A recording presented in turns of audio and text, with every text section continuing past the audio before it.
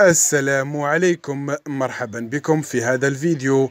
شاب عربي جميل ووسيم يفعل هذا الشيء المحرم مع هذه الطبيبة. شاهد ماذا فعلوا.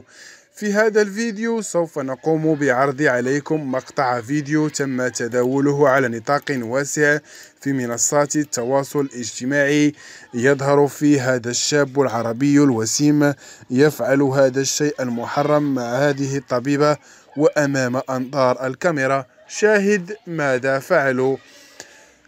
في يوم من الأيام كان يحس هذا الشاب بظمأ كبير. كان هذا الشاب يشعر بتعب كبير وقرر الذهاب إلى الطبيب. وفي ذلك المستشفى توجد طبيبة جميلة وحسناء. هنا انصدم هذا المريض، وبينما هي تقوم بالكشف عليه وهي في بدلة بيضاء، قرر هذا الشاب أن يقوم بهذا الفعل المحرم معها. شاهد ماذا قام به. وبينما هذه الطبيبة تقوم بالكشف عليه قالت له: نام هنا وسوف أكشف عليك وأعطيك الدواء.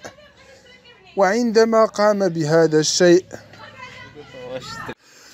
وبينما هي تقوم بفحصه أدخل يده إلى جيبه، وهنا كانت مفاجأة كبيرة، حيث قام هذا الشاب العربي بإدخال يده إلى جيبه